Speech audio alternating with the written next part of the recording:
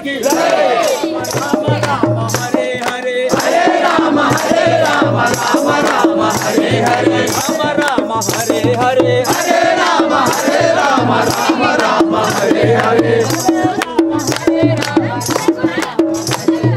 हरे राम हरे राम हरे कृष्ण कृष्ण कृष्ण हरे हरे हरे राम राम राम हरे हरे हरे राम राम राम हरे हरे हरे कृष्ण कृष्ण कृष्ण हरे हरे हरे हरे हरे कृष्ण कृष्ण कृष्ण हरे हरे हरे कृष्ण कृष्ण कृष्ण कृष्ण हरे हरे हरे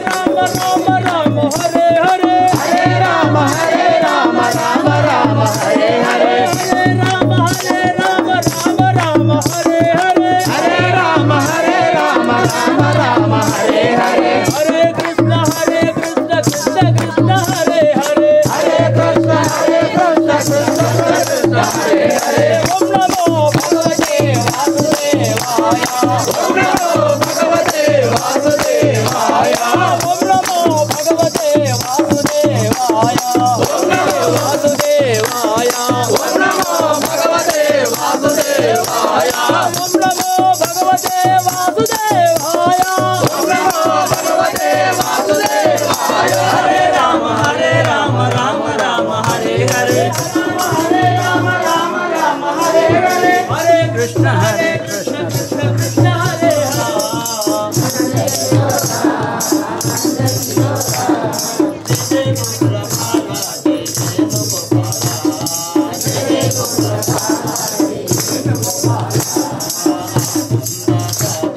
ఉపదేశం చెందుమానేనే గురుడే మగాని గురుపదేశం చెందుమానేనే ఆదేశానున్నదాన్ని ఈ దేశమునకు తెచ్చి ఆదేశానున్నదాన్ని ఈ దేశమునకు తెచ్చి నన్ను సాయ గింజను తెచ్చి మాటకేమో మందును రాసి నన్ను సాయ గింజను తెచ్చి మాటకేమో మందును రాసి మందు రాసి మలుపుకు నేనే గురుడే మగాని మందు రాసి మలుపుకు నేనే ఆరుగురు అక్కలను బాసి ముగ్గురు బావళ్ళను విడచి మోహమనది మొగని మరిపించే గురుడే మగాని మోహమనది మొగని మరిపించే ఎక్కరాని బంగుల మీద ఎక్కుమాలి తిప్పలు పెట్టే ఎక్కరాని బంగుల మీద ఎక్కుమాలి తిప్పలు పెట్టే ఎక్కిరింపి ఏడిపించేనే గురుడే మగాని ఎక్కిరింపి ఏడిపించేనే ఏమో ఏమో అనుకున్నాను ఎందు చూసిన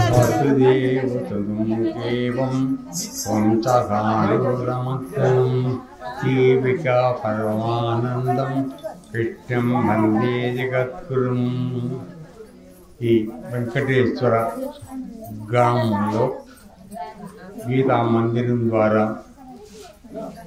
గత దశాబ్దాలుగా కృష్ణ పరమాత్మ సేవ చేస్తున్నటువంటి మహా పోక్షకులు భక్తులు ముముక్షులు అందరికీ కూడా మా ఆశ్రమం తరఫున గురుదేవ యొక్క ఆశీర్వచనం అందరికీ అందజేయడం జరుగుతుంది. దాదాపుగా 6000 సంవత్సరాల క్రితం శ్రీ కృష్ణ పరమాత్మ మానవుని అందరినీ ఉద్ధరించి ఉత్తమమైనటువంటి మార్గంలో చరించి పరమాత్మని చేరడానికి మనకి చాలా ఉపయోగపడేటువంటి విధానాన్ని భగవద్గీత ద్వారా ఇవ్వడం జరిగింది. అందులో 4 మార్గాలు మనందరికీ చెప్పడమే. ఒకటి కర్మ మార్గం, అనగా ఏ పని చేస్తున్నప్పటికీ దాని యందు ఫలితాన్ని మనం ఆశించకుండా నిష్కామ కర్మ చేయడం ద్వారా పరమాత్మని గణపతి ప్రార్థనా నమస్కారాన్ కుర్యాత్. గణపతికి నమస్కారం చేయండి. శుక్లాంబరధరం విష్ణుం శశివర్ణం చతుర్భుజం ప్రసన్నవదనం ధ్యాయేత్ సర్వం గజాననమహర్నిశం అనేకదంతం భక్తానాం ఏకదంతముపాస్మహే. ఓం గణానాం త్వా గణపతిగం హవామహే కవిం కవీనాముపవస్రవస్తం జ్యేష్ఠరాజం బ్రహ్మణాం బ్రహ్మణస్పద ఆనశృణ్వన్నోతిభిస్సేద సాదనం శ్రీమహాగణాధిపతయే నమః. ధ్యాయామి ధ్యానమావానమాసనం సింహాసనం పాదయోర్పాద్యం ముఖే ఆచమన్యం స్నానం వస్త్రం గంధమరిద్రాది కుంకుమావిలేపనం ఇది పుష్పై పూజయామి. సుముఖాయ నమః ఏకంఠాయ నమః కపిలాయ నమః గజకన్యకాయ నమః లంబోదరాయ నమః వికటాయ నమః విఘ్నరాజాయ నమః గణాధ్యక్షాయ నమః పాలచంద్రాయ నమః గజాననాయ నమః వక్రతుండాయ నమః శూర్పకర్ణాయ నమః హిరంభాయ నమః స్కందపూర్వజాయ నమః లంబోదరాయ నమః వికటాయ నమః విఘ్నరాజాయ నమః గణాధ్యక్షాయ నమః పాలచంద్రాయ నమః గజాననాయ నమః వక్రతుండాయ నమః శూర్పకర్ణాయ నమః హిరంభాయ నమః స్కందపూర్వ. నీళ్ళు చల్లండి. అదితేర్నమన్య స్వాహ. దక్షిణం నుండి తూర్పుకు అన్నమతేర్మన్య స్వాహ. పడమట నుంచి ఉత్తరానికి సరస్వతేమన్య స్వాహ. ఉత్తరం దిక్కు నుంచి తూర్పుకు దేవ సవిత ప్రసవో. ఓమగుండం చుట్టూ ఓం ఏకం ద్వి త్రీణి చత్వారి ఏకం ద్వి త్రీణి చత్వారి సోమాయ స్వాహ. దక్షిణ పూర్వార్ధే సోమాయ ఇదం నమః మధ్యే కుర్యాత్. బలో విఘ్నేశ్వర భగవానికి జై. ఓం గణాధిపతి హవనాఖ్యం కరిష్యే. శ్రీ గణాధిపతయే నమః. స్తువాన్ వశ్యదేవ ఇతం యదాయుః సస్సునో ఇంద్రోర్ధస్రవః సస్సునో పూషా విశ్వావేదః సస్సునో సాక్షరష్టనేమి సస్సునో బృహస్పతి దదాతు స్వాహా. శ్రీ గణేశాయ నమః. ఓం లం నమస్తే గణపతయే తమేవ ప్రత్యక్షం దత్తమసి తమేవ కేవలం మత్తాసి తమేవ కేవలం దత్తాసి స్వాహా. తమేవ కేవలమత్తాసి తమేవ సర్వం కలువిదం బ్రహ్మాస్మి తాం సాక్షాదాస్మృత్యం వృత్తం వచ్మి సత్యం వచ్మి స్వాహా. అవత్వా మాం అవవక్తారం అవశ్రోతారం అవధాతారం అవధాతారం అవానుచానమవశిష్య స్వాహా. దొడ్డుపులధారో స్మృత్యం త్వాం శక్తిత్రయాత్మక త్వాం యోగినోధ్యాంతి నిత్యం త్వాం బ్రహ్మత్వం విష్ణుత్వం రుద్రస్తం అగ్నిసం వాయుసం సూర్యసం బ్రహ్మభూర్భువసుర స్వాహా. ఘనాధీం పూర్వముచ్చర్య వర్ణాధీం తనంతరం అనస్వారః పరాతరః ఆర్ధేందులసితం తారనేత్తం ఏ తత్వామనుస్వరూపం గకారో పూర్వరూపం మకారో మధ్యమరూపం అనుస్వారతింతరూపం బిందురుత్తమరూపం నాదసంధానం సంహితా సంధిః శైష గణేశ విద్యా గణకరుషి స్వాహా. వక్రతుండాయ విద్మహే శూర్పకర్ణాయ ధీమహి తన్నో దంతి ప్రచోదయాత్ స్వాహా. తత్కటాయ విద్మహే అస్తిముఖాయ ధీమహి తన్నో దంతి ప్రచోదయాత్ స్వాహా. వ్యాసప్రియాయ విద్మహే వినాయకాయ ధీమహి తన్నో దంతి ప్రచోదయాత్ స్వాహా. అస్తిముఖా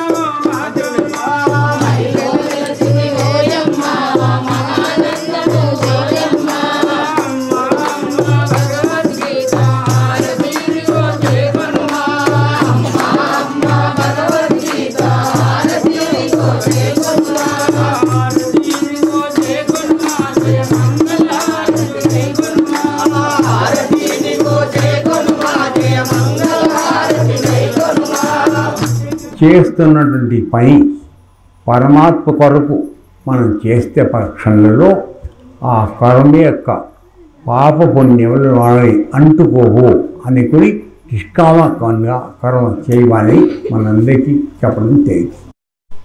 అయితే మానవ జన్మకు వచ్చిన మనందరికీ ఉన్నటువంటి ఒకానొక బలహీనత ఏమిటంటే ఏ పని చేసినా దానికి లాభాన్ని ఆలోచించడం మనం చేయలేము కదా. ఒకటి చేస్తే మనకి ఏదైనా వస్తుంది అనుకుంటేనే మనం చేస్తాం, లేకపోతే చేయలేం. అలా చేసినప్పుడు ఏం జరుగుతుందంటే మనం ఆ చేస్తున్నటువంటి కర్మ ఫలితం మనం పొందాల్సి వస్తుంది. మంచిది అయితే పర్వాలేదు, పుణ్యం. చెడ్డమంటే అయితే మనకు పాపం మనకు వస్తుంది. అందువలన చేసేటువంటి పని నిష్కామంగా చేయమని చెప్పారు.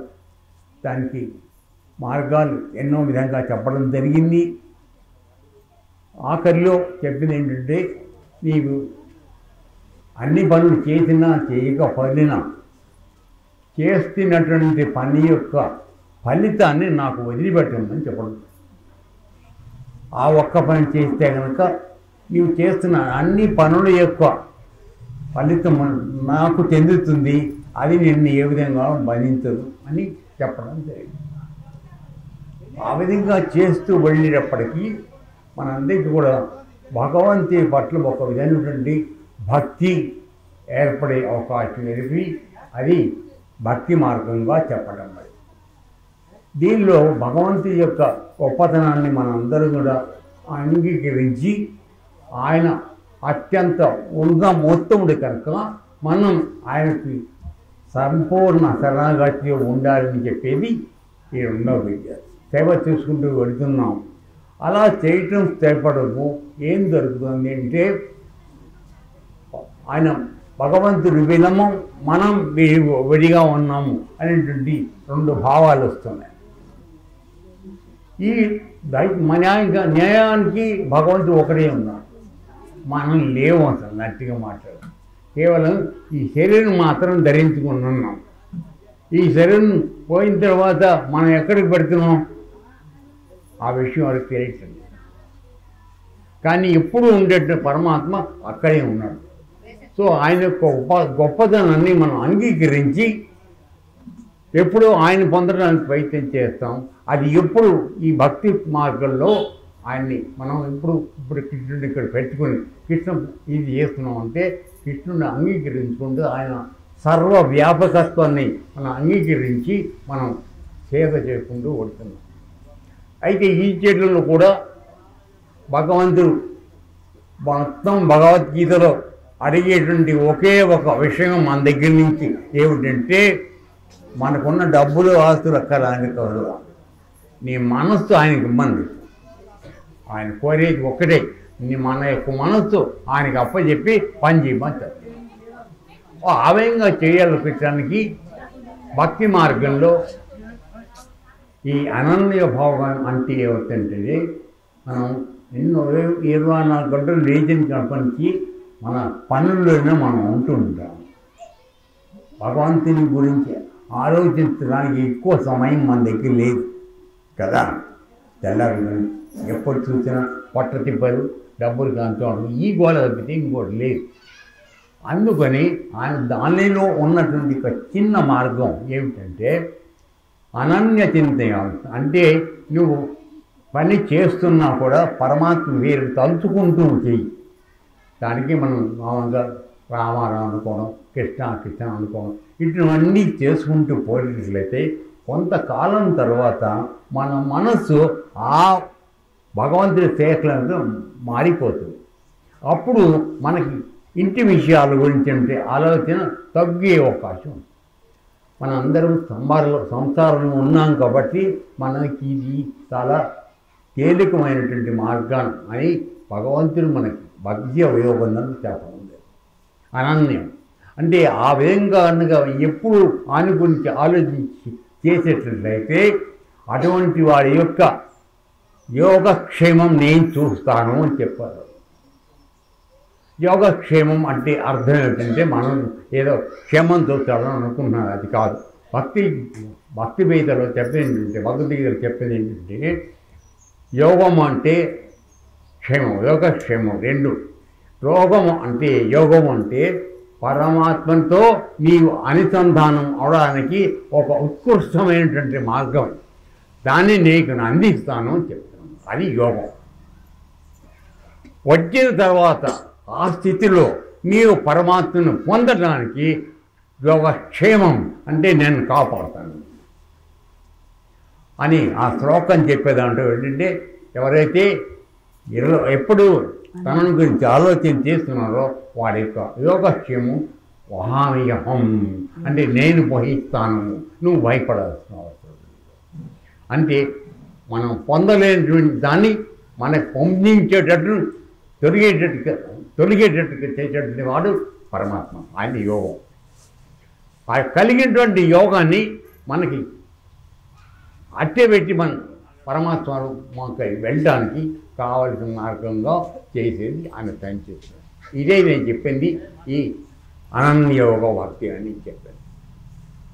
ఓకే, చివరికి వచ్చేటప్పటికి ఏదో ఒక విధంగా ఎందుకంటే అర్జునుడు అడుగుతాడు ఏమంటే, నా మనస్సు నా స్వాధీనంలో ఉండడం లేదు, నీ మీద నేను చేయలేకపోతున్నాను, కాబట్టి నాకేమిటి చెప్పంటే మార్గం చెప్పండి.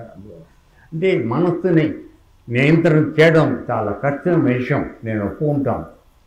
కానీ అభ్యాసతను యోగంతేవా అని అంటే నీవు అభ్యాసం ద్వారా నన్ను పొందడానికి అవకాశం ఉన్నది. దానికి ఎన్నో రకాల మార్గాలు అభ్యాసంలో వల్ల చెప్పుకుంటూ వచ్చారు. ఇప్పుడు మనం అందరూ చేస్తున్నటువంటి పూజలు చేయడం, ఇవి చేయడం, ఇన్ని కూడా ప్రాణాయామాలు చేయడం, ఒక పంచాగ్నులతో యోగన చేయడం, ఇట్లాంటి అన్ని రకాల పద్ధతులు ఉన్నాయి. ఈ కాకుండా వీటి అన్నిటికన్నా కూడా మూలమైంది కుండలిని యోగం, రాజయోగం అని ఏదైతే ఉందో దాన్ని ప్రత్యేకంగా భగవద్గీతలో మనకు ప్రస్తావించండి.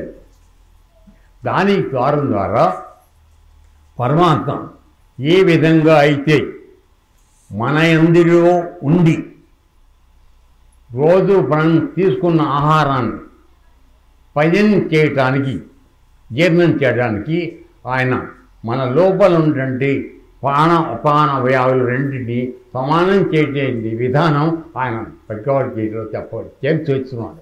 అలా చేస్తున్నాను చెప్పినాడు. చెప్పినది లోపల మనకు ఉన్నటువంటి పరమాత్మని మనం తెలుసుకోవాలి. మన లోపలైన పరమాత్మ ఉన్నాడు, బయట ఎక్కడ లేదు. ఈ బొమ్మలన్నీ ఆయన చేర్చడం కోసం ఉపయోగించి నీవు మొట్టగా తెలుసుకోవాల్సింది లోపల ఉన్న పరమాత్మ.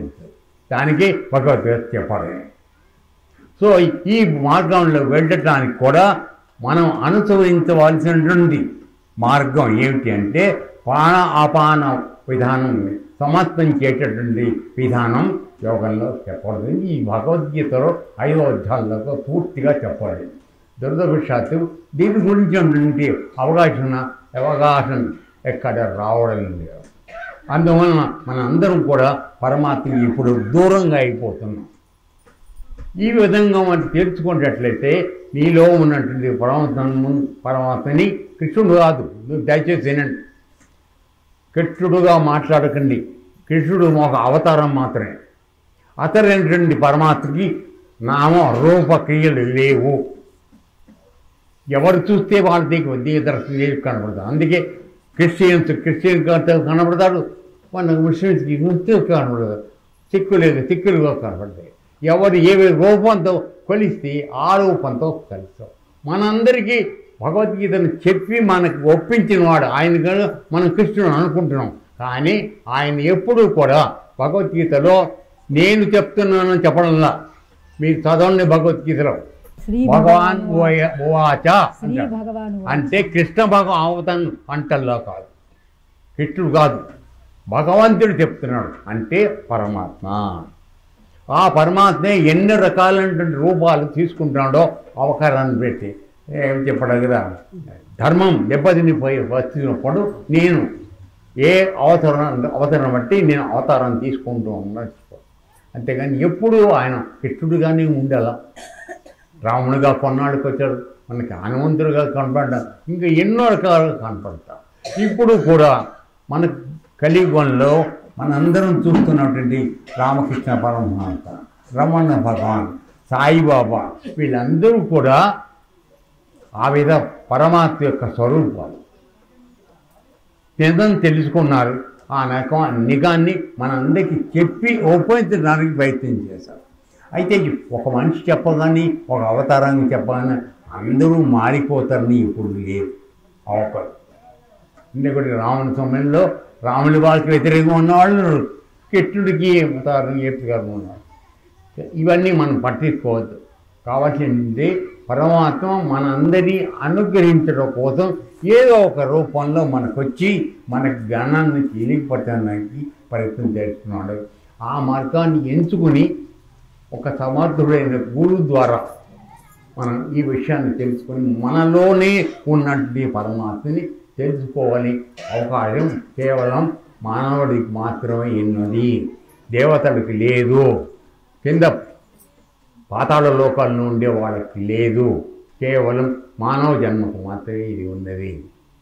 ఈ విషయాన్ని తెలుసుకున్న తర్వాత మన యొక్క మానవ జన్మం యొక్క ఉత్కృష్టత, గొప్పతనం ఏదుందో దాన్ని తెలుసుకొని మనమందరూ కూడా పరమాత్మను చేరడానికి ప్రయత్నం చేయడానికి ఉపయోగపడే ఈ మానవ జన్మని మనం సద్వినియోగం చేసుకోవాలి. ఇది అందరూ చేయవలసినది. ఎన్నో విధాలుగా మనం ప్రయత్నం చేస్తున్నాం, కానీ అతనైనటువంటి మార్గంలోకి వెళ్ళడానికి మాత్రం మన అందరికీ అందడం లేదు కదా. ఎవరో కోదురు వాళ్ళకి ఇచ్చింది చెప్తున్నారు, మనం చేస్తున్నాం లేకపోతాం. కానీ మనం అతను ఏమి చేయింది దానికన్నా ఇది బెటర్ అనుకుంటున్నాం, కానీ సర్దుకుంటున్నాం. కానీ అతను నిజం కావాలనుకుంటే నీలో ఉన్న పరమాత్మని నీవు గురువు ద్వారా తెలుసుకోవాలి. అక్కడికి కృష్ణ పరమాత్మ కూడా సైంధిక దగ్గర నేర్చుకున్నాడు. రాముల వారికి వశిష్ఠులు నేర్పాడు. సో వాళ్ళ ఎవరు రూపంలోకి వచ్చినా, ఆతురంలోకి వచ్చినా వాళ్ళకి బ్రహ్మజ్ఞానం అనేది గురువు ద్వారా మాత్రమే జరగాలి. దురదృష్టవశాత్తు అదృష్టవశాత్తు మా గురుదేవుల దగ్గర ఆ విజ్ఞానం ఉన్నది. అది వచ్చిన వాళ్ళకి అందించడానికి మేము శాయశక్తిలో ప్రయత్నం చేస్తున్నాం. గత 2 దశాబ్దాలుగా 20 సంవత్సరాలుగా మేము ఆ ప్రాంతంలో చేయడం జరుగుతుంది. ఇక్కడ వీళ్ళు మన వాళ్ళు మొన్న వచ్చి మమ్మల్ని రమ్మని అడగడం వల్ల భగవత్ సేవ ఎక్కడ ఉన్నా అందరూ చేయాలి. మన అందరూ ఆయన సేవకులు కాబట్టి మాకు చెప్పబడినటువంటి చిన్న జ్ఞానం ఏదో ఉంటుందో ఆ జ్ఞానాన్ని మీకు అందించడానికి వచ్చాము. దయచేసి మీ అందరికీ కూడా ఒక విన్నపం ఏమిటంటే ఈ విషయం కూడా పూర్తిగా తెలుసుకోవాలి, ఈ మార్గంలోకి రావాలనుకున్నప్పుడు మీరందరికీ కూడా మా ఆశ్రమంలో అందరికీ స్వాగతం పలుకుతున్నాము. దయచేసి రండి, ఈ విషయాన్ని తెలుసుకోండి.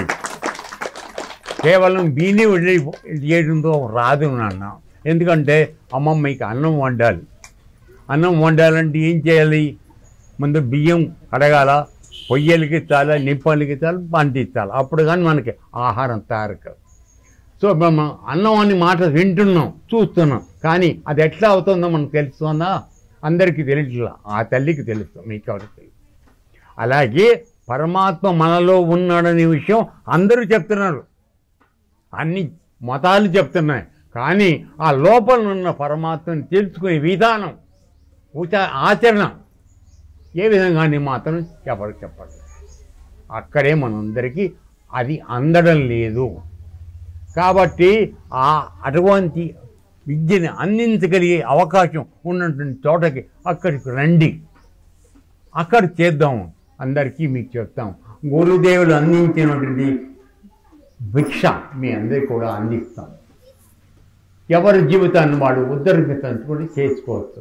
మనం మానవ జన్మకు వచ్చిన తర్వాత ఎంత సంపాదించాము, ఎన్ని పనులు చేసాము, ఇవన్నీ కాదు నాన్న.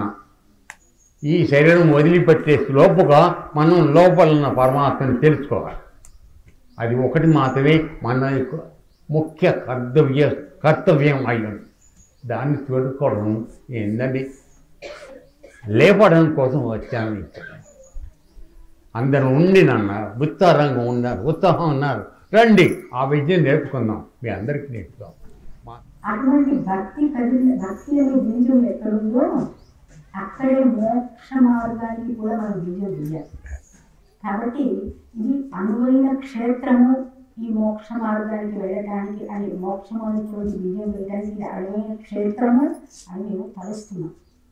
సరే, భగవద్గీత గురించి మనం గీతా జయంతి సందర్భంగా ఆ గీతాచార్యుని ఆశీస్సులందరికీ లేకుండి ఆ మోక్ష మార్గం తెలుసుకోవటానికి మీకు వెసులుబాటు కల్పించాలని ప్రార్థిస్తూ పార్థాయ ప్రతిబోధితాం భగవతా నారాయణేన స్వయం వ్యాసేన గ్రథితాం పురాణమునినా మధ్యే మహాభారతం అద్వైతామృతవర్షిణీం భగవతీం అష్టాదశాధ్యాయినీం. పార్థుడికి అంటే ఏంటి? అక్కడ పృథివీపుత్రుడిని పార్థుడు అంటారు.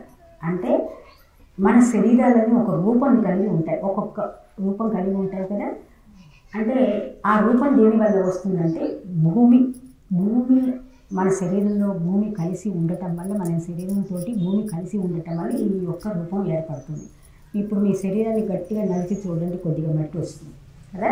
సో అందుకని పృథ్వీపుత్రుడు, మనమంతా కూడా పృథ్వీపుత్రుడు, భూమి మీద నివసించేవాళ్ళు. సో అర్జునుడు కూడా అట్లా భూమి మీద నివసించేవాడే. పార్థాయ ప్రతిబోధిత అటువంటి భూమిపుత్రుడికి భగవత నారాయణుడు స్వయముగా ఉపదేశించినటువంటి ఈ భగవద్గీత. నారాయణుడే అంటే ఇప్పుడు అందుకే కూడా భగవద్గీతలో ఫస్ట్ ధృతరాష్ట్ర ఉవాచ అంటాడు, సంజయ్ ఉవాచ అంటాడు, అర్జున ఉవాచ అంటాడు. కానీ కృష్ణ ఉవాచ అని ఎక్కడ ఉవాచ అంటే పలికినటువంటి అనమాట. ఎక్కడ భగవాను వాచ అంటారు. చూడండి, భగవాను వాచ. అయితే భగవాను వాచ ఎలా? ఆయన కూడా ఒక మనిషి రూపంలోనే, కృష్ణుడు మనిషి రూపంలోనే ఉన్నాడుగా, ఆయన ఎలా భగవాను వాచ అయ్యాడు? దానికి ఒక విశేషం. మీరందరూ కూడా ప్రవచనం కోసం మమ్మల్ని పిలిచారు ఇక్కడికి. అంటే ఏంటి? ప్రవచనం అంటే ఏంటంటే ప్రజ్ఞలో ఉండి మాట్లాడాలి. ప్రజ్ఞలో అంటే ఏంటి? మనందరిలో కూడా తెలుసుకునే తెలివి అనేది ఒకటి ఉన్నది. ఆ తెలుసుకునే తెలివిలో నీ దృష్టి కేంద్రీకరించి ఎప్పుడైతే నీవు మాట్లాడతావో దాన్ని ప్రవచనము లేక శ్రీ భగవాను వాచ అంటారు. కృష్ణుడు ఇక్కడ అందరికీ కూడా కృష్ణుడు భగవద్గీత మొత్తము ఆ ప్రజ్ఞలో ఉండి మాట్లాడటం వల్ల మనకు ఆ ప్రజ్ఞలో ఎలా ఉండాలో తెలియకపోవటం వల్ల, ఆ యోగ సాధన మనం చేయకపోవటం వల్ల భగవద్గీతని సామాన్యులు ఎవరు కూడా అర్థం చేసుకోలేరు. అర్థమైందా? ఎందుకు అర్థం చేసుకోలేరు అంటే తాత్పర్యం, గతి పదార్థం అన్నీ చూస్తూనే ఉంటాం. కానీ ఒకప్పుడు మంచి నేనే అంటాడు, ఒకప్పుడు చెడు నేనే అంటాడు, ఒకడు ఇదంతా సృష్టించింది నేనే అంటాడు, ఒకప్పుడు నేను సృష్టికర్తని కాదంటాడు, ఒకప్పుడు కర్మంతా నేనే చేస్తున్నాను, ఒక్కొక్కప్పుడు నేను అకర్మని అంటాడు. ఇలా జరుగుతుంది భగవద్గీత మొత్తం. సో ఆయన ఒకసారి చెప్పిందని ఇంకొకసారి దాన్ని ఖండిస్తూ మాట్లాడుతూ ఉంటాడు. సో సామాన్య మానవుడికి ఇది అర్థం కాదు. ఓన్లీ యోగస్థ కురు కర్మ అని ఎవరైతే యోగాన్ని ఆచరించిన వాడికి మాత్రమే అర్థమవుతుంది. ఎందుకంటే భగవద్గీతలో ప్రతి అధ్యాయంలో చివరిలో ఒక మాట చెప్తారు. ఏమని? ఇది శ్రీమద్ భగవద్గీతాసు ఉపనిషత్సు బ్రహ్మ విద్యాయాం యోగ శాస్త్రే శ్రీకృష్ణార్జున సంవాదే. ఇక్కడ అన్నాడు కృష్ణుడి సంవాదం అని, ఇక్కడ అన్నాడు. అంతకుముందంతా భగవాను వాచ. శ్రీకృష్ణార్జున సంవాదే ఇది శ్రీమద్ భగవద్గీతాసు ఉపనిషత్సు బ్రహ్మ విద్యాయాం యోగ శాస్త్రే. ఇది యోగ శాస్త్రం అన్నారు. భగవద్ 3 విషయాల మీద ఎక్కువగా మనకి చెప్పడానికి ప్రయత్నం చేస్తుంది. ఒకటి కర్మ, రెండోది ధర్మ, మూడోది గమ్యం. అంటే కర్మ ఏ విధంగా చేయాలి, ఆ కర్మ ధర్మ మార్గంలో ఎలా చేయాలి, తర్వాత మానవుడిగా పుట్టినటువంటి నీ గమ్యం ఏమిటి, ఎక్కడికి పోవాలి, నువ్వు స్వర్గాది లోకానికి వెళ్ళాలా, లేకపోతే నరకానికి వెళ్తున్నావా, పాతాళానికి వెళ్తున్నావా, ఆకాశానికి వెళ్తున్నావా, భూమిలోకి వెళ్తున్నావా, నువ్వు ఎక్కడి నుంచి వచ్చావు, ఎక్కడికి వెళ్ళాలి, నీ గమ్యం ఏమిటో తెలుసుకోవాలి మొట్టమొదట. ఇది చెప్తున్నది. సో ఈ గమ్యం చేరడానికి మనం కర్మ చేయాలి. ఎందుకంటే మనం పోనీ కర్మ చేయకుండా ఉండే పని ఉందా మనకి? ఒక్క నిమిషం మనం ఇక్కడ సైలెంట్గా కూర్చోమంటేనే మనకి ఏవేవో మనసులో మెదులుతూ ఉంటాయి కదా. కాబట్టి కర్మ చేయకుండా మనం ఉండలేము. కాబట్టి ఆయన కర్మ ఏ విధంగా అన్నాడు? కర్మణ్యేవాధికారస్య మా ఫలేషు కదాచన. మా ఫలేషు కదాచన. నువ్వు కర్మ చేయరా బాబు, చేసిన తర్వాత దాని ఫలితాన్ని నాకు వదిలేసాయి. ఎందుకంటే ఇప్పుడు చూడండి, మనం మన పిల్లాడి చేత ఎంసెట్ అంటే మామూలుగా మనకి అర్థమయ్యే విషయంలో చెప్తున్నాం. ఎంసెట్ వాళ్ళ అందరూ బీటెక్ చదవాలని అదో టెక్కు అని పట్టుకున్నారు. మా పిల్లాడు ఇంజనీర్ కావాలి, మా పిల్లాడు. సో వాడు ఎంట్రన్స్. అలా పిల్లవాడు ఇంజనీరింగ్ చదవాలి అని కొన్ని కోట్ల మంది తల్లిదండ్రులు అడుగుతారా? అవునా? కొన్ని కోట్ల మంది తల్లిదండ్రులకి మా పిల్లవాడు ఇంజనీర్ కావాలి అనేటటువంటి ఒక ఉద్దేశం ఉంటుంది. అయితే అందులో ఎంతమందికి వస్తుంది సీటు? కొంతమందికి మాత్రమే వస్తుంది. సో భగవంతుడు ఏం చేస్తాడు? ఆ కోట్ల మందిలో ఎంచి ఎవడికి ఆ అర్హత నిజంగా ఉందో వాడికి ఇస్తాడు. మనకు ఆ అర్హత, ఆయన చూసే అర్హత మనకి తెలియదు. మనం అనుకుంటాం బాగా చదివాం, బాగా రాసాం, కానీ నాకు సీట్ రాలేదని అనుకుంటాం. సో కాబట్టి కాకపోతే ఇప్పుడు నువ్వు బాగా చదివినా, బాగా చేసినా, బాగా రాసినా, ఏదో పక్కవాడి నుంచి చూసి కాపీ కొట్టావు, లేకపోతే ఇంకేదో అందులో ఏదో లొసుగు ఉండటం వల్ల మనకంటే బాగా ఉన్నవాడికి మరి భగవంతుడు ఎక్కువ మార్కులు వేస్తాడు కదా. అందుకని మనమైనా సరే మన పిల్లల్లో ఒకడు బాగా ఉన్నవాడికి ఎక్కువగా మనం వాడికి కాస్త మంచి పనులు అప్పచెప్తూ ఉంటాం. అట్లాగే పరమాత్ముడు వీడు బీటెక్ పాస్ అయ్యాడు అనుకో, చక్కగా వీడు మంచిగా అదేంటి రోడ్లు వేయగలడు, తర్వాత బ్రిడ్జ్లు కట్టగలడు. సో మనం తప్పుదారిలో మనం అంతకుముందంతా కూడా ఎట్లా పాస్ అయ్యి మార్కులు వచ్చింది, వాడు కూడా ఎంసెట్ రాశాడు, వాడు కూడా చదివాడు, వాడు కూడా పాస్ అయ్యాడు. అప్పుడు భగవంతుడు ఎవరికి ఇస్తాడు? సక్రమమైన మార్గంలో వచ్చిన వాడిని బీటెక్ పాస్ చేయిస్తాడు. మనకేమనిపిస్తుంది? మా అబ్బాయికి 90% వచ్చిందండి 10th క్లాస్లో, కానీ మా అబ్బాయికి రాలేదు, అన్యాయం జరిగిపోయిందని మనం అనుకుంటాం. సో కాబట్టి ఆయన ఏమంటాడు? ఒరే అట్లా అన్యాయం జరిగిందని అదంతా ఎందుకు అనుకోవద్దు, ఎందుకంటే నేను నీకంటే పైన ఉండి నీ యొక్క అర్హతని నిర్ణయించి దాని ప్రకారం ఫలితం ఇస్తాను. కాబట్టి ఇచ్చిన ఫలితాన్ని సంతోషంగా తీసుకో, ప్రసాదం కింద తీసుకో. ఇప్పుడు మన ప్రసాదం పెడుతున్నప్పుడు కూడా కొంతమందికి ఎక్కువ వస్తుంది, కొంతమందికి తక్కువ వస్తుంది. కొంతమందికి పెడుతుంటే కింద పడిపోతుంది, మనం పడిపోవాలని పెట్టాం, కింద పడిపోతుంది. ఎందుకు జరుగుతుంది అలా? అది ఏమన్నా అదేంటి గురువులకి ఏదన్నా వీళ్ళు మంచివాళ్ళు వీళ్ళు చెడ్డవాళ్ళు అని ఉంటుందో? ఉండదు. కానీ నీ యొక్క ఫలితము నీ యొక్క అర్హతని బట్టి దొరుకుతుంది. కాబట్టి కర్మ గురించి ఏం చెప్పాడు? ముఖ్యంగా కర్మణ్యేవాధికారస్య మా ఫలేషు కదాచన. కర్మ చేయటం వరకే డ్యూటీ. ఇప్పుడు ఐఐటికి ఐఐటికి చదవటం వల్ల నువ్వు కృషి మాత్రం మనం చెయ్యాలి. కృషి చెయ్యండి అది కుదరదు. కృషి చేసిన తర్వాత ఒక్కొక్కప్పుడు రాదు. భగవంతుడు ఏమనుకుంటాడు? వీడికి ఐఐటిలో చదవటం కంటే ఇంకా మంచిదేదో, ఇంత కృషి చేశాడు కదా, ఇంకేదో ఇవ్వాలనుకున్నాడు. అప్పుడు ఈ ఐఐటి రాకుండా ఇంకేదో వస్తుంది. అసలు ఇంకో విధంగా నువ్వు చేసినటువంటి కర్మకి, నువ్వు చేసినటువంటి శ్రమకి ఫలితం ఇంకో విధంగా ఇస్తాడు. మనం ఏమనుకుంటాం? ఇది వస్తేనే ఫలితం వచ్చింది, అది వస్తే ఫలితం లేదని మనం అనుకుంటాం. కాదు, ఇక్కడ రాకపోయినా ఇంకొక చోట నువ్వు చేసిన శ్రమకి తప్పకుండా ఆయన ఫలితం ఇచ్చే తీరుతాడు. అయితే ఆ ఫలితం మీరు బీటెక్ రూపేణా ఉందా? ఆ పిల్లవాడికి ఇంకొక విధమైనటువంటి ఈ బీటెక్లో జాయిన్ అవుతే ఏదైనా అనారోగ్య సమస్య వస్తుంది కాబట్టి అతనికి ఇంకా ఏదైనా చిన్న చదువు ఈజీగా ఉంటుందా? వాడు చక్కగా 10 కాలాల పాటు ఉండటానికి అటువంటిది వస్తుందా? మనకి తెలియదు, అర్థం కాదు. అందుకని ఆయన ఏమన్నాడు? నోరు మూసుకుని కర్మ చేయటం వరకే నీ డ్యూటీ, ఫలితం ఆశించటానికి నీకు అర్హత లేదు, ఫలితం నేను డిసైడ్ చేస్తాను.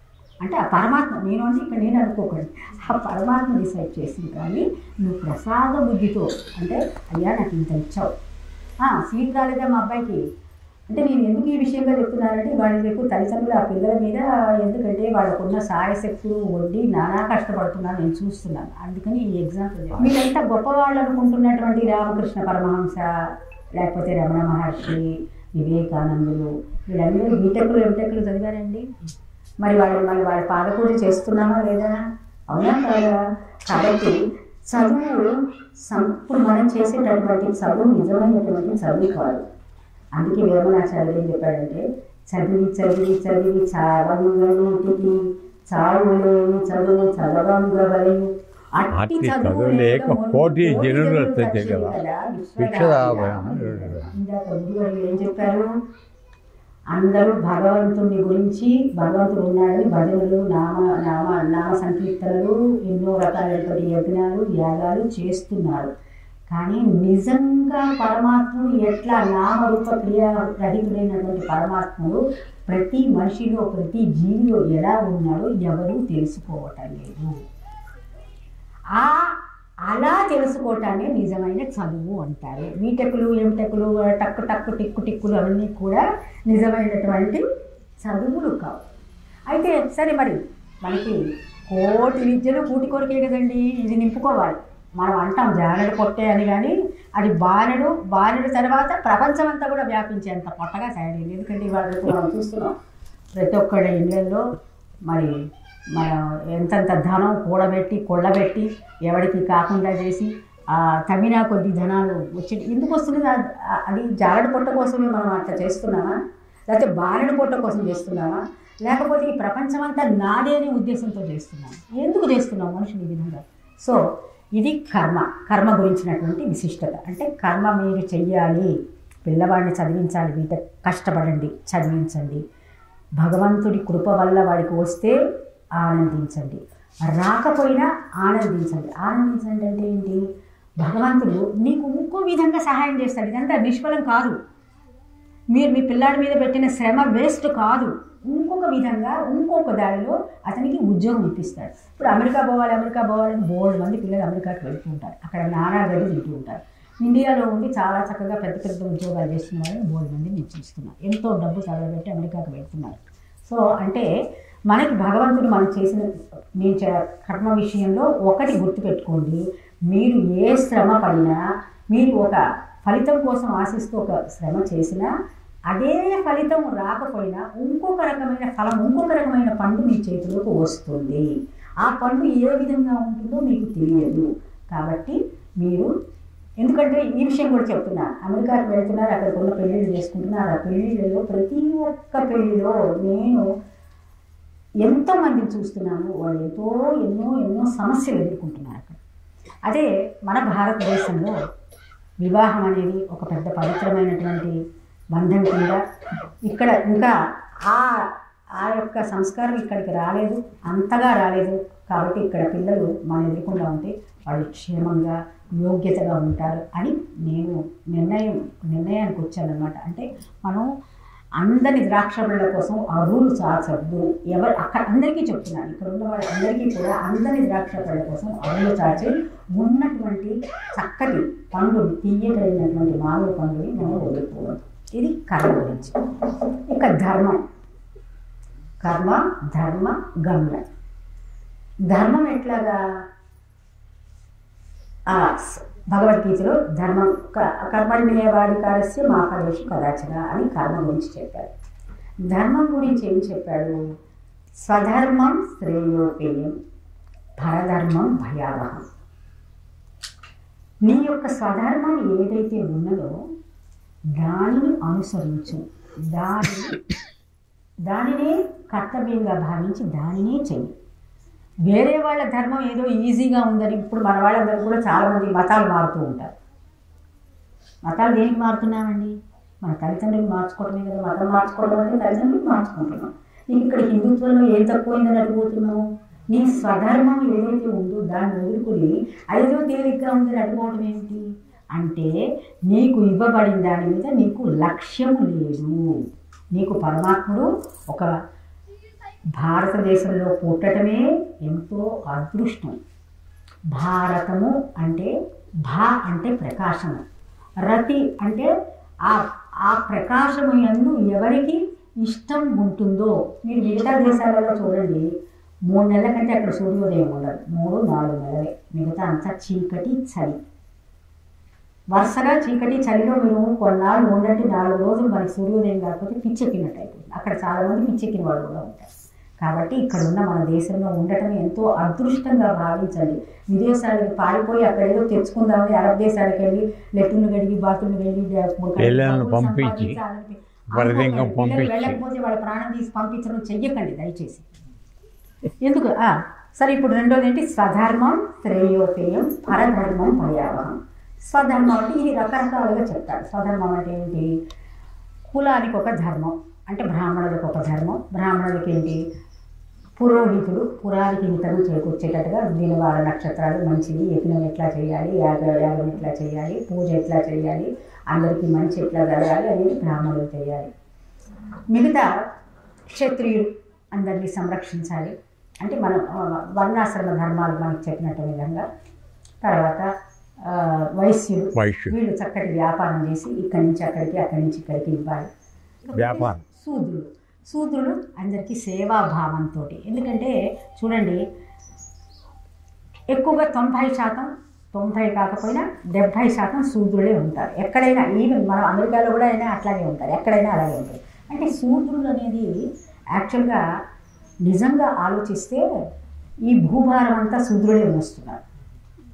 కాబట్టి వాళ్ళకి అత్యంత విలువ ఇవ్వబడింది, శూద్రుడికే ఇవ్వబడింది. శూద్రుడికి ఏ కండిషన్స్ లేవు, ఏది తిన్నా ఏమనుకోరు, ఎట్లా ఉన్నా. అదే బ్రాహ్మణుడు తిన్నాడు అనుకోండి, బ్రాహ్మణుడు తప్పు చేశాడు అనుకో, వాడికి శిక్ష వేరుగా ఉంటుంది. క్షత్రియుడు తప్పు చేస్తే వాడి శిక్ష వేరుగా ఉంటుంది. శూద్రుడు తప్పు చేస్తే వాడి శిక్ష చాలా తక్కువగా ఉంటుంది, ఎందుకంటే వాళ్ళు కష్టపడతారు. సో కాబట్టి ఈ అంటే ప్రజలకు ఉపయోగపడుతుంది. కాబట్టి తర్వాత మన జ్ఞానులలో ఎంతోమంది రైదాసు ఒక చెప్పులు కుట్టే కార్మికుడు, ఆయన మీరాబాయికి గురువు అయ్యాడు.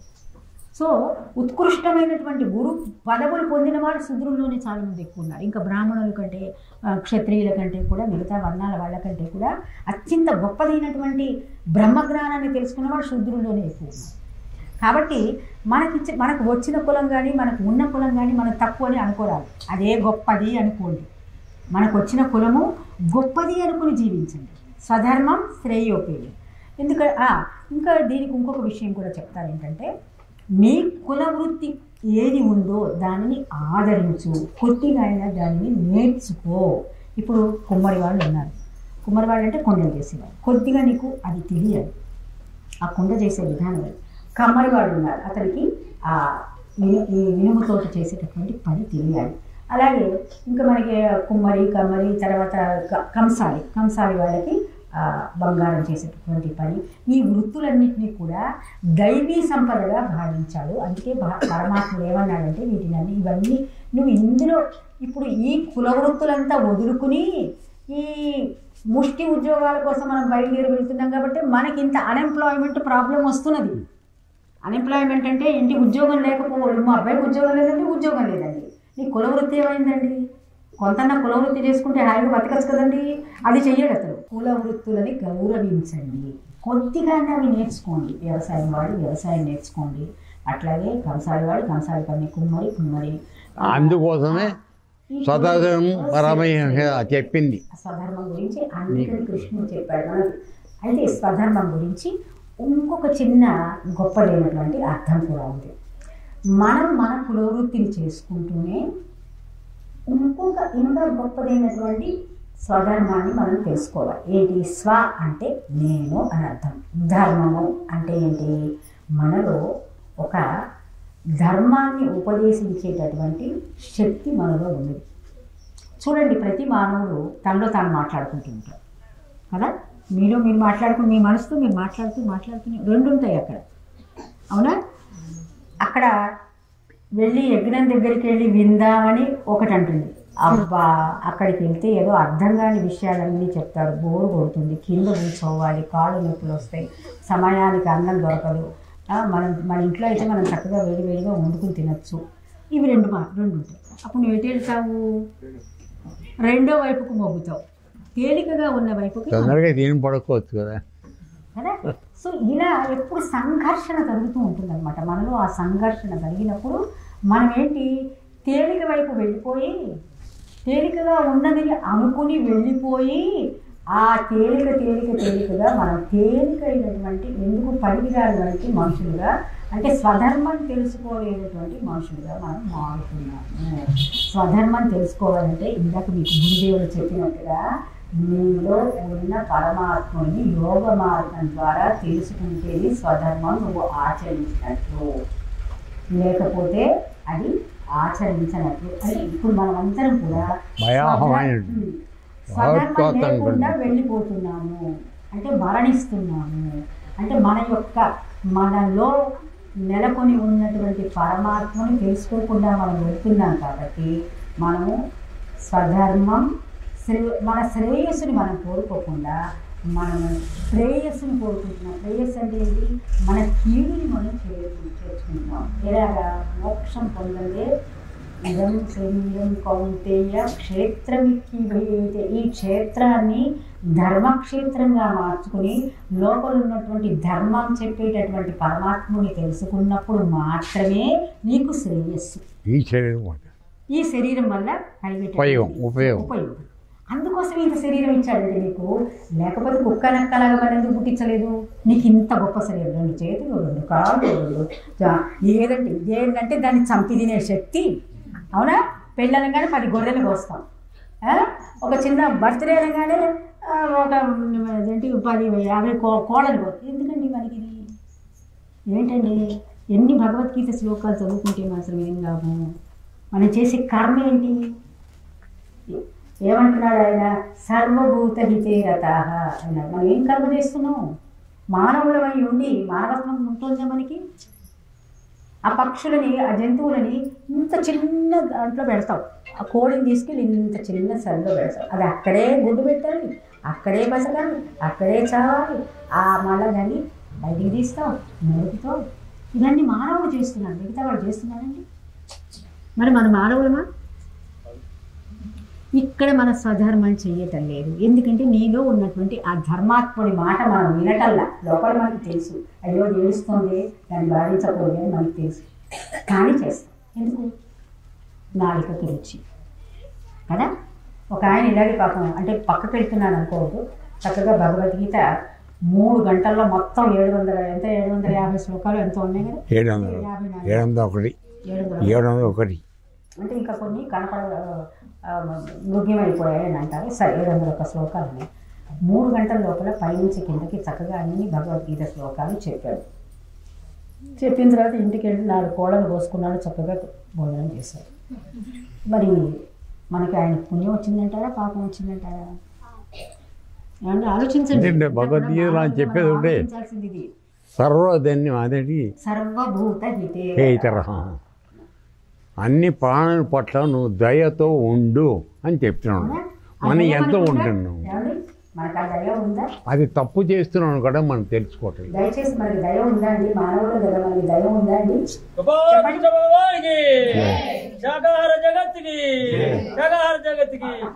శాకాహార జగత్ అని అంటే నేను దాన్ని తక్కువ చేయటం కాదు. అయితే చాలా మంది మా దగ్గర ఒక ప్రశ్న కూడా అడిగారు. పక్కన వెళ్తున్నాను అనుకోకండి, మీరు కాస్త ఓపికగా ఉంటే మెల్లగా దాన్ని చివరికి క్లోజ్ చేస్తాను. అయితే మా దగ్గర ఒక ప్రశ్న అడిగారు. ఏమండి, చెట్టుకి పువ్వు పోయటం, చెట్టుకు కాయ పోవటం కూడా నేరమే కదా, అది కూడా బాధపడుతుంది కదా. మరి మేకలు పోయటము, చెట్టు దగ్గర పువ్వు పోయటము ఆ 2 ఒకటే కదా, అందుకే మేము మేకను పోసుకొని తింటాం. మేకలని మా కోసం సృష్టింపబడ్డాయని చెప్పారు. అవునా? చెట్టుకి పువ్వు కోసినప్పుడు కానీ కాయ కోసినప్పుడు కానీ దాని నుంచి రక్తం కారుతుందండి. అది నీ నుంచి పరిగెత్తి పారిపోవటానికి ప్రయత్నం చేస్తుందా? చేయదు కదా. ఇంకా నీకు అందించడానికి ప్రయత్నం చేస్తుంది. ఇది ఏడుస్తుంది, దుఃఖిస్తుంది, పారిపోతానికి ప్రయత్నం చేస్తుంది, రక్తం వస్తుంది దాంట్లో కదా. అవునా కాదు? దాని గురించి ఎప్పుడు నువ్వు ఆలోచించాం? చెట్టు కంటే కూడా ఇది ఎక్కువ ఎలివేటెడ్ అంటే ఇంకా దానికి మనస్సు పెరిగింది కాబట్టి దీనిని మనం వధించడం తప్పు చెట్టు దగ్గర. ఇంకొక విషయం కూడా, 4 రకాల భోజనాలు. ఆ 4 రకాల భోజనాలు ఏంటి? భక్ష్యం, భోజ్యం, చోష్యం. అంటే పంటితో కొరికి, ముందర పళ్ళతో కొరికి కొన్ని తింటాం, దంతాలతో కొరికి కొన్ని తింటాం, కొన్ని జుర్రుకుంటాం, జుర్రుని నాలుకకి నాకుతాం కదా, నాలుకకి అలా నాకిస్తాం. పచ్చడి మీరు దాని చట్నీ ఏమంటారు, దాని తొక్కుని నాలుగుతో నాకుంటాం కదా. సో ఈ విధంగా మనిషి తింటాడు కదా. ఈ 4 రకాల నువ్వు తిన్న తిండిని, ఒరే బాబు నేను కష్టపడి నీ జఠరాగ్ని రూపంలో ఉండి నేను దీన్ని లోపల నేనుండి దాన్ని పచనం చేస్తున్నాను. నీ వల్ల ఏం అవటం. అయితే నేను పచనం చేయడానికి వీలుగా ఉండే ఆహారం తినరా బాబు నువ్వు. అంతేగాని ఇప్పుడు చూడండి, గొర్రెని మేకని వేస్తే 3 రోజులు మనకి అదే 48 గంటలు అది మన పొట్టలో ఉంటుంది మాంసం. అదే సొరకాయ బీరకాయ తిన్నామనుకో వెంటనే అరిగిపోతుంది. ఆ విధంగా తర్వాత ఇంకొక విషయం కూడా, చెట్టు నుంచి వచ్చిన ఆహారము శుద్ధి చేయబడినది. గుర్తుపెట్టుకోండి, శుద్ధి చేయబడింది. ఎందుకంటే చూడండి, ఒక మలినమైన నీరు పోసిన చెట్టు స్వచ్ఛమైన ఫలం ఇస్తుంది. తర్వాత మనం వదిలిపెట్టినటువంటి అపాన వాయువుని అది తీసుకుని మనకు మార్చి మనకిస్తుంది. మనం వదిలేటటువంటి అపాన వాయువుని వదిలి ఆ మనం అంటే ఉచ్ఛ్వాస నిశ్వాసాలు ఏంటి, మనం ప్రాణవాయువుని తీసుకుని అపాన వాయువుని వదిలేస్తాం. అంటే చెడు గాలిని మనం బయటికి వదిలేస్తున్నాం. ఆ గాలి అంతా ఎడిపోతుంది అనుకుంటున్నారు, ఈ చెట్లు తీసుకుంటాయి. తీసుకుని దాన్ని శుద్ధి చేసి మనకి ప్రాణవాయువు కింద తీసుకొస్తాయి. ఈ విషయం ఎందుకు చెప్పడం జరుగుతుంది తెలిసిందా? మీరందరూ ఇప్పుడు ఒక మంచి భక్తి మార్గానికి, జ్ఞాన మార్గానికి రావడానికి ప్రయత్నం చేస్తున్నారు కాబట్టి చెప్పాలి. భక్తి మార్గానికి, జ్ఞాన మార్గానికి రావడం ప్రయత్నం చేస్తున్నారు కాబట్టి ఈ విషయాలు చెప్తున్నాం. లేదనుకో రోడ్డు మీద గ్రామంలో ఇంకా చాలా మంది ఉన్నారు కదా, వాళ్ళందరికీ చెప్పటల్లా మీకు చెప్తున్నాం. ఇక్కడికి వచ్చారు కనుక మీకు చెప్తున్నాం. మంచి మార్గాన్ని రావడానికి ఊళ్ళో ఉన్న వాళ్ళకి కష్టపడుతున్నారు, యజ్ఞం చేశారు, మంచిగా గురువు దేవుణ్ణి పిలుచుకున్నారు, ఇక్కడ మీకు ప్రవచనం చెప్పమన్నారు. కాబట్టి ప్రాజ్ఞలో పరమాత్ముడు ఏమి చెప్పదలుచుకున్నాడో ఆ విషయం మాత్రమే మీకు చెబుతున్నాం. అర్థమైందా? మామూలు ప్రవచనకర్తలు తిన్నారు అలా చెప్పము. అది మీరు మంచి మార్గానికి రావాలంటే ఇది నిషిద్ధం. మామూలుగా జీవనం చేయాలనుకున్నారనుకోండి, మీ ఇంట్లో మీరు ఉంటారు, మీరు ఎలా బతికినా దానికి మాకు ఆక్షేపణ లేదు. మీరు మాంసం తింటారా, గుడి తింటారా, ఎగ్గు తింటారా, ఏం తింటారా, దానికి ఆక్షేపణ. ఇక్కడికి వచ్చి ఒక మంచి మార్గానికి మీరు రావడానికి ప్రయత్నం చేస్తున్నారు, ఇంత కష్టపడుతున్నారు కాబట్టి ఇంకా కాస్త మిమ్మల్ని పైకి తీసుకెళ్ళాలి కదా. అవునా? పైకి తీసుకెళ్ళాలంటే కొన్ని మనం బాగా చదువుకున్న పిల్లవాడి పట్ల టీచర్ శ్రద్ధ పడాలవుతాం కదా.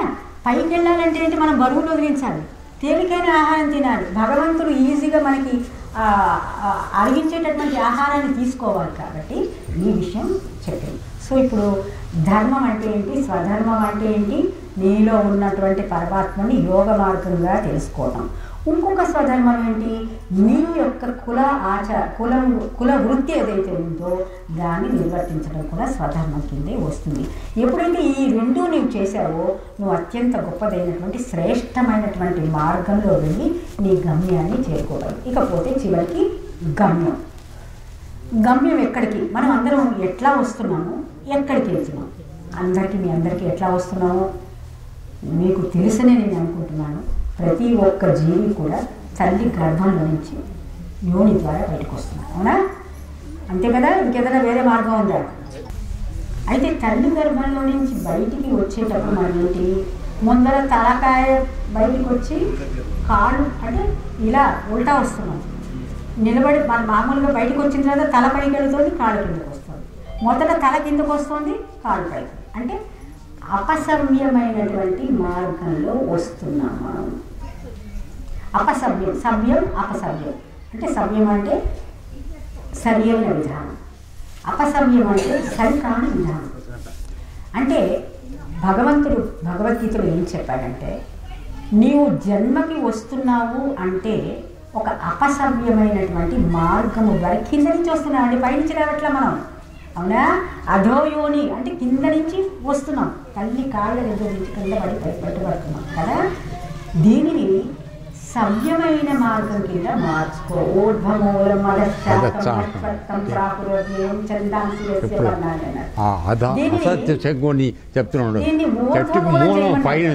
అయితే మన తర్వాత ఏం చేస్తాడు, మనని అట్లా మనం ఏంటి, మొదట పొత్తిళ్ళలో బిడ్డలు ఇట్లా అడ్డంగా ఎత్తుకుంటాం కదా. ఆ తర్వాత మెల్లగా భుజాన్ని వేసుకుంటాం, ఆ తర్వాత మెల్లగా వాడిని పాకాడటానికి ప్రయత్నం చేస్తాం, ఆ తర్వాత వాడిని నిలబెట్టడానికి ప్రయత్నం చేస్తాం, సవ్య మార్గానికి తీసుకొస్తాం. నిలబెట్టిన తర్వాత మనం నిలుచున్న తర్వాత ఆ పైన ఉన్నటువంటి మూలం, ఊర్ధ్వమూలం మదశాకానికి మన మూలం ఇక్కడ ఉంది. అందుకే యోగస్థ కురు కర్మ. ఈ నౌకం నేర్చుకుని అప్పుడు కర్మ చేయి, నిన్ను బంధించు. లేకపోతే మళ్ళీ తల్లి గర్భంలో పడాలి. పడతానండి మా తల్లి గర్భంలో, నేను హాయిగా అనుకుంటావా? మళ్ళీ మానవ జన్మ వస్తుందని అనుకోకండి. ఏమంత మా పుణ్యకర్మ పని చేసాం ఒకసారి ఆలోచించండి. ఏమంత పెద్ద దానం చేసామండి, ఏమంత పెద్ద ధర్మం చేసాం. ఏ దానం ధర్మం మనం చేసినా దయచేసి గుర్తుపెట్టుకోండి, మనకు ఉన్నదానికి మిగులు ఉన్నదాన్ని మాత్రమే ఇస్తున్నాం. అవునా? నిన్న ఆపుకుని ఇది ఇవ్వట్లేదు. కానీ నిజంగా ధర్మం అంటే అర్థం ఏంటంటే నీవు తినకుండా కూడా వచ్చేది ఏదైతుందో అదే ధర్మం. అర్థమమ్మా? అతను అంటే ఒకటి, అతను ఏం చెయ్యను వాడికన్నా నువ్వు బెటర్. కొంతమంది అక్కలు ఉన్నారు, పాచిపోయినా సరే బయట పెట్టరు, పనులే పట్టరు కొంతమంది. ఇందాక దాత ఆయన ఎంతో గొప్పగా కట్టించాడు ఆయన. అదే అందుకే చెప్తున్నా, ఆయన గురించి చెప్తున్నా. ఆయనకి ఈ చుట్టుపక్కల ఉన్నాయి ఆశీర్వదిస్తున్నాను. ఆధ్యాత్మికమైన విషయాల పట్ల ఎంత తీస్తున్నాడు ఆయన, ఎంత చేస్తున్నాడు. చేయటం వల్లే ఆయన ఇది కట్టించడం వల్లే మీరందరూ ఇక్కడ కూర్చున్నారు. అది తక్కువది కాదు. కానీ మనకి లేకపోయినా మనం చేయగలగటం గొప్పది. మనకు ఉన్న దాంట్లో చేయడం ఏముందండి, ఉంది కాబట్టి ఏదో కొద్దిగా ఒక పావులో అర్థం ఇంకోటికి ఇస్తున్నాం. అది కాదు. లేకపోయినా ఉన్నంతలో నీ యొక్క అవసరాలని తగ్గించుకొని, నీ యొక్క అవసరాలని తగ్గించుకొని ఇవ్వాలి. అర్థమైందా? ఇప్పుడు రోజు సరే ఓ పెద్ద, నేను కూడా ఒకప్పుడు ఓ పెద్ద బ్యాంకులోనే పనిచేశాను. బాగా గొప్ప శాలరీ వచ్చింది. రోజుకో 10,000 చీర, ఒళ్ళంతా దగ్గరగా మెరిసే నగలు వేసుకుని ఉండొచ్చు. అవునా? అప్పుడు నేను పరోపకారం, అంత జీతం వచ్చినా పరోపకారానికి 10 రూపాయలు కూడా ఇవ్వలేదు. అదే ఇప్పుడు సామాన్యమైన నూలు చీర, ఆభరణాలు ఏమీ ఎక్కువ లేకుండా మామూలుగా ఉంటే కనుక నాకు వచ్చిన జీతంలో నేను ఎంతమందికి సహాయపడగలను? నీ అవసరాలని కొద్దిగా తగ్గించుకో. తినే రకరకాల అన్ని రకాల తిండి తినక్కర్ల, కోడి మేక మళ్ళీ ఇవి కాకుండా చైనీసు ఇంకేమిటో కూడా వెళ్ళిపోతున్నాం. ఎక్కడికి వెళ్తున్నాము? అదరికి ఏవో 2-3 రకాలు తినేవాడు, సంతృప్తిగా ఉండేవాడు. ఇప్పుడు కుర్కురేలు, బిస్కెట్లు, చాక్లెట్లు, పిల్లలకి మప్పని తిండి లేదు, మప్పని తిండి లేదు. వాళ్ళు చెడిపోవడమే కాకుండా మనం చెడిపోవడం, పర్యావరణాన్ని కలిసి డాక్టర్ ఈ విషయం కూడా చెప్పారు భగవద్గీతలో. కుతస్వాకస్మలమిదం విషమే సముపస్థితం అనార్యజుష్టమస్వర్గ్యామకీర్తికరం. వచ్చిన ఓ బుద్ధి లేని విధవానికి ఏం రోగం పట్టిందిరా, ఇట్లా ఏడుస్తున్నావు నువ్వు, భవరోగం బట్టి ఏడుస్తున్నావురా నువ్వు. ఆ భవరోగం ఇంత. భగవద్గీతే భవద్వేషిణి. ఈ భగవద్గీత ఈ భవరోగాలు ఉన్న వాళ్ళని ద్వేషిస్తుంది. కానీ మన భవరోగం మనలో పెట్టుకుని ఆ భగవద్గీత చదవటానికి ప్రయత్నం చేస్తున్నాము. దానివల్ల ఫలితం ఏమిటి? ఇందాక గురుదేవులు చెప్పిన ఈ మోక్ష మార్గానికి మనం వెళ్ళాలి. ఇది ఎలా వెళ్ళాలి? మనలో ఉన్నటువంటి యోగ మార్గాన్ని మనం వెళ్ళాలి. మనంతటా మనం ఇది చేయలేము. భగవద్గీతలో కృష్ణుడు అర్జునుడికి చెప్పాడు, భగవద్మధ్యే ప్రాణమావేశ్య, భూమధ్యంలోకి నీ ప్రాణాలను తీసుకొచ్చి అనన్య చింతనతోటి నాయందే దృష్టి నిలిపి, ఆయన ఎక్కడున్నాడు? నీ సహస్రాలలో నెలకొని ఉన్నాడు. ఆయన ఎందే దృష్టి నిలిపి ఎవడైతే ప్రాణాలను ఓంకారం చేస్తూ పొందుతాడో వాడు అమరత్వాన్ని పొందుతాడు అని చెప్పి భగవద్గీతలో చెప్పాడు. అది మనం నేర్చుకోవాలి అంటే మామూలుగా ఒక గురుదేవుని ఆశ్రయిస్తే, ఆ గురువు తెలిసినటువంటి గురువుని ఆశ్రయిస్తే తప్పితే మనంతట మనం చేయలేము. కాబట్టి గురు బ్రహ్మ, గురు విష్ణు, గురుదేవో మహేశ్వర, గురుదేవ పరం బ్రహ్మ. ఆ పరబ్రహ్మను మీలో చూపించేవాడు పరబ్రహ్మ. కాబట్టి అటువంటి గురువుని ఆశ్రయిస్తూ మీ శరీరాన్ని, ఇదం శరీరం కౌంతేయ క్షేత్రమిత్యవతి అయితే అన్నాను కదా, దీన్ని కురుక్షేత్రంలాగా వాడకండి, ధర్మక్షేత్రంలాగా వాడండి. మొట్టమొదటి శ్లోకం అది, ధర్మక్షేత్రే కురుక్షేత్రే సమవేత యుత్సవ అంటాడు. దీన్ని కురుక్షేత్రం అంటే ఎప్పుడు ఏదో పని, ఆ పని కూడా పాపకు ఇష్టమైన కర్మ చెయ్యకండి. దీన్ని ధర్మక్షేత్రంగా మార్చండి. ఎప్పుడు ధర్మక్షేత్రంగా మారుస్తారు? నీలో ఉన్నటువంటి ఆ సహస్రాలలో ఉన్నటువంటి పరమాత్మని తెలుసుకుని స్వధర్మాన్ని ఆచరిస్తూ, కర్మ చేస్తూ ఫలితం ఆశించకుండా స్వధర్మాన్ని ఆచరిస్తూ గురుదేవుల్ని ఆశ్రయించి యోగస్థ కురు కర్మాన్ని ఎప్పుడైతే నువ్వు చేసిన ఆ సందర్భంలోనే పరమాత్మ తాను అందరికీ కూడా గురువుగా మార్చి వస్తాడు. ఆ గురువుని ఆ గురు ఏంటంటే బ్రహ్మజ్ఞానం తానే ఒక చిన్న ప్రయత్నం చేస్తాను. తానే తానే ఇందరి గురుడు పానచబట్టిన భోగి కానభోగి తానే తానే ఇందరి గురుడు అపరిమితములైన యజ్ఞాలు పరిచేయ పన్నించు భక్తులకు పచరించి పబంబుగా ఫలపరిచామము తొరికేతు పరముల కరివల కర్మయోగి తానే తానే ఇందరి గురు. సో ఆ గురు రూపంలో వచ్చినటువంటి శ్రీకృష్ణ పరమాత్మ నువ్వు ఏ ప్రయత్నం చేస్తే ఆ ప్రయత్నంలో నీకు అండగా ఉండి నీకు ఆ మార్గం చూపించండి. ఆయన వస్తాడు ఇప్పుడు ఉన్నాడు. ఇప్పుడు మీరందరూ నీ ప్రయత్నమే లోపం.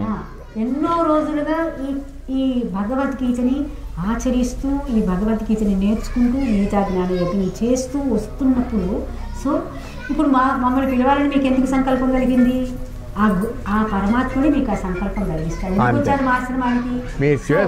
మేము వచ్చినటువంటి పర్పస్ ఏంటి? మేము వచ్చినటువంటి విషయం ఏంటంటే మీ అందరికీ కూడా ఆ గురు మార్గం, ఆ పరమాత్మ మార్గం, ఆ శ్రీకృష్ణుడు నిజంగా నెలకొని ఉన్నటువంటి ఆ భగవానుడు ఉన్నటువంటి మార్గాన్ని చూపించడానికి మేము ఇక్కడికి రావటం. కాబట్టి శ్రద్ధాభక్తులు ఓర్పు కలిగిన వాళ్ళు తప్పకుండా మా ఆశ్రమానికి రావచ్చు.